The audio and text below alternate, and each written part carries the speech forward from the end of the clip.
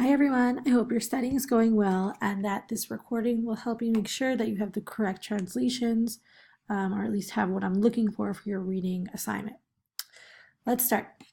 Shalach le Rav Chisda le Rav Nachman. So we're in Bava Kama Daf Chav Zayin Amud Bet, and Rav Chisda sent to him to Rav Nachman. Rav Chisda sent a question to Rav Nachman.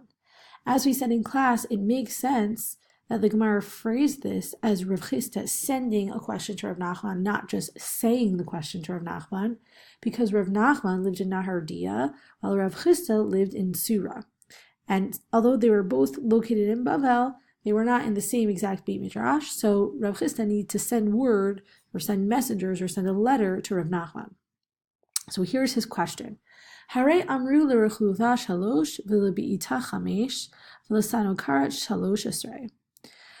Behold, they say that for kneeing someone, 3, for kicking, 5, and for punching, 13. So for all of these actions, it's known that you are supposed to pay this amount. Lepana demara v'lekupina demara mai. So here's Rav Chisda's question. For hitting someone with the handle of a shovel or with the top of a shovel, what is the amount that you are supposed to pay? We learned Rashi here that helped to clarify what the amounts we're talking about and what kind of payment we're talking about. Shlosh esrei slaim. Rashi says that when we say 13, for punching you pay 13, we mean 13 slaim, which was a type of coin. So for all of these numbers, we're attaching to them that it's not just this number, but this number is the type of coin that you're supposed to be paying. Lebushato, for his embarrassment. Levad chiyuv sha'ar hadvarim, despite the obligation for all of the other 4 things. So Rashi's clarifying that when we say that you're obligated to pay this amount, this is not the only thing you're required to pay, but it is what you're required to pay when it comes to bosha, which means embarrassment. However, Rashi emphasizes that you would still be obligated, of course, to pay for the other 4 areas of nezek, the 4 categories of damage, which include nezek, the damage itself, ripoi shevet, tsa'ar. Sorry, right. So let's continue on in our Gemara. Shalach le, Rav Nachman responds to Rav Chisda, Chisda, kinsa kami gabi babavel? Rav Nachman asks a rhetorical question. Do we collect knas, fines, in Bavel? Ema li gufa de'uvda heichli hava. Say to me itself how it happened. So as we learned in Tosfot, outside of Tosfot's words, we talked about how there was not enough power to the Beit Din that was in Israel. There was no Beit Din Gadol that would have been able to judge cases of Knas, and therefore that power was not able to extend to Bavel. So in Bavel, they were not allowed to judge cases of Knas. As we talked about in our Bikiyuts, Knas means a penalty or a fine that comes on top of the principal payment. It's an added punishment. So while in Bavel, you can still charge someone for the base amount that they owe someone else, you cannot charge them to pay a fine to someone else. And Boshet, and paying for embarrassment, operates similarly to Knas. So therefore, Rav Nachman says to Rav Chisda, I'm going to try to save your question because I assume you know this obvious fact that the answer to this whole question here is that you wouldn't have to pay anything because it's Knas, and instead I'm going to assume that there's more details of the case that I would need in order to give you an answer. Let's move on to the next section. Shalach le, Rav Chisda answers back to Rav Nachman, Dehahu garguta debeitre. There was a well or a cistern that belonged to 2 people. Dechol yoma hava dalei chad minayu. That every day the deal was that one person would draw water from it. Atachad kadale biyoma delo didei. One of the people who's part of this deal comes and begins to draw water on a day that is not his. Amar le yoma didihu. His partner, whose day it was rightfully the one to be able to draw water, says to him, "It's my day." Lo eshkach be, but this partner did not pay attention to him. Shakal padna dimara machya. So the person whose day was rightfully to take the water takes the handle of a shovel and hits him. Amar le, Rav Nachman now answers to Rav Chisda, Mea padne bepadna lemachya. He should have been able to hit him with the handle of a shovel 100 times. Afilu l'mayin de Amar lo avid inish dina lenafshe. This would be true even according to the opinion that thinks a person may not take the judgment for himself. A person may not take the law into his own hands. Because even this opinion would agree, b'makom seda avid inish dina lenafshe. In a place of loss, in a situation where you are trying to prevent a loss of money, you may take the law into your own hands. De'itmar Rav Yehuda Amar lo avad inish dina lenafshe. So now the Gemara is bringing up support for what Rav Nachman said.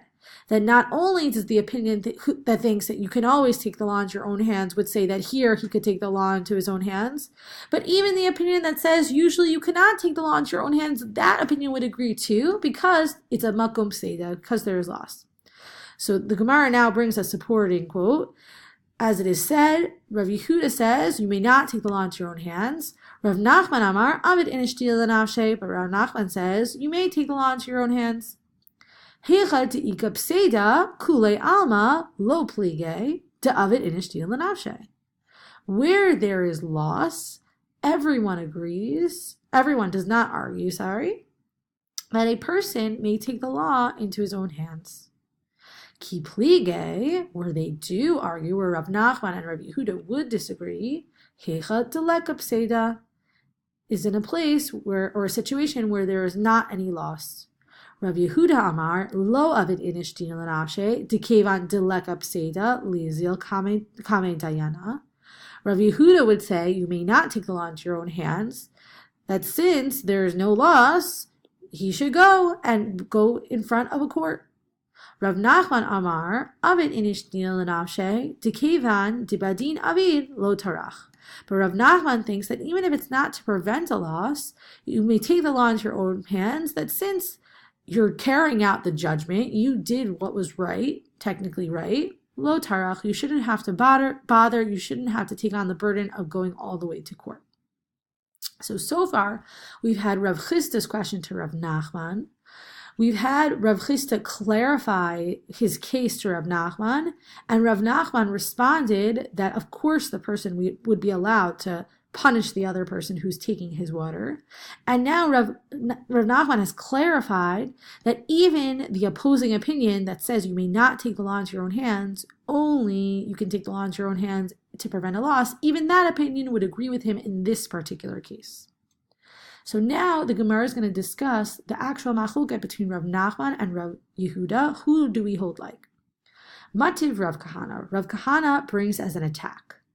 Ben Bagbag Omer, al tikanes lechatzer chavercha litol et shalcha shelo b'reshut. Don't go into the courtyard of your friend to take what's yours without permission. Shema tir'eh alav kiganav. Perhaps it will look like to him, to your friend, that you are stealing.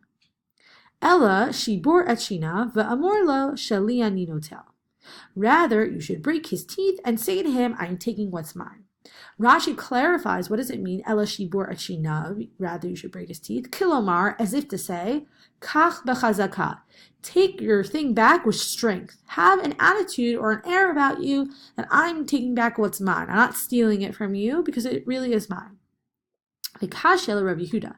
And Rashi tells us that this statement of Ben Bagbag is an attack against Rav Yehuda. It's a challenge against Rav Yehuda. Because it seems as though this person here is not preventing a loss. His object is already in someone else's hands. And so the loss has already happened. Yet, Ben Bagbag is telling you, you should go take your stuff back. So it sounds like Ben Bagbag is more aligned with Rav Nachman's opinion. Amar le, so now Rav Yehuda, according to Rashi, would be responding to Ben Bagbag's statement, or to what Rav Kahana brings as Ben Bagbag's statement. Amar le, we're now moving on to Bava Kama, Chavchet Amud Aleph. Imcha ben Bagbag. Rav Yehuda would respond to Rav Kahana and say, with you, Rav Kahana ben Bagbag can stay. Yechida Ahu. He's a singular opinion. He's a lone opinion. Uplige Rabbanan Alaha.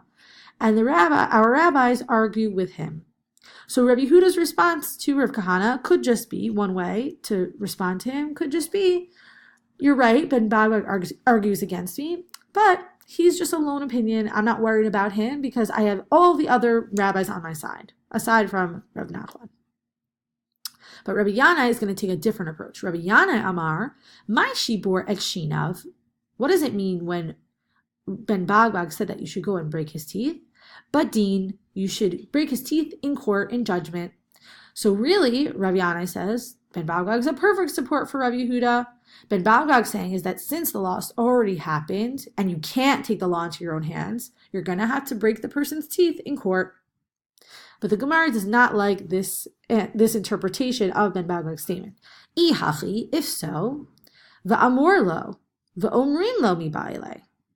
Va'amor lo is what Ben Bagbag said. But Bagbag said, you in singular should say to him, the person with your item, should say to him, instead, it shouldn't say, and you in singular should say to him, va'omrim lo, and you plural should say to him, mi ba'ilei, we require of him, of Rav Yanai. If we're talking about Ben Bagbag's statement saying that shibor chinav means you should take him to court, then he, the person who's bringing him to court, shouldn't be talking here. Rather, the court themselves, the judges, should be talking to the person who stole the object. Ve'omrim lo, it should have said, according to Rav Yanai's interpretation. Sheli ani notel, I'm taking what's mine. Again, this is what Ben Bagbag said before. Shalohu notel. But if Rav Yanai is correct that Ben Bagbag is talking about going to court, it should be in the third person. He is taking what's his. Right? Shalohu notel mi ba'ilei. It should have said this instead. Kashya. It is a challenge. So the Gemara ends up saying that we're not quite sure how to read Ben Bagbag's statement. We could read it in the simple way that he's coming as an attack against Rabbi Yehuda, because he seems to hold like Rav Nachman that you should be able to take the law into your own hands, even not to prevent a loss. However, we do have Rav Yanai's interpretation that he's talking about court. And as we said in class, Kashya, it is a difficulty, implies either that this is a difficulty that comes between two Tanaim, but there's an opinion that holds that Kashya implies that we have some sense of an answer, although we're not totally sure. We can't say for sure that we hold one way or the other, but we're leaning a little bit more toward one of the sides, which in our case, it seems like we're leaning a little bit more toward saying that Rav Yanai's interpretation is not correct, because we end up having a rejection for Rav Yanai's opinion. In contrast, we talked about the word tiyufta, which rejects a Gemara completely or rejects an opinion completely. All right, let's go to the last section. Tashma, come in here. So the Gemara is about to quote a Braita. Shur sha'ala al gav chavero lahorgo, uba ba'al hatachton v'shimit et shalo, v'nafal elyon v'meit patur. Okay, that's a long case. Let's read it. Let's translate that. An ox that goes on top of the back of its friend to kill it, and the owner of the ox on the bottom comes and removes his ox from the bottom, and the ox on top that had originally been attacking the other one falls and dies. Patur, he is exempt. The owner of the ox that was on the bottom is exempt for paying for the death of the ox that was on the top. My love, bimuad, deleg pseda. Is it not that we're talking about a case where the ox that had been attacking the other one was a shor muad? It was forewarned, meaning that this was at least its third time goring, and therefore that there would not be a loss. Why would there not be a loss? Because an ox that is muad, that is forewarned, it pays for nezek shalim. So since this ox was muad, if it would kill the ox that was on the bottom, the owner of the ox on top would have to pay the full value of the ox that died on the bottom. So therefore, when the owner of the ox on the bottom removes his ox from the bottom, he's not actually saving any money. He wouldn't actually be saving any money because he would get his money back for his ox from the owner of the ox that killed it. So rather low, it must not be that we're talking about a shor muad. Bitam de'ika pseida. We are talking about a case where the ox that was on top, that was about to kill the other one, was a shor tam, and therefore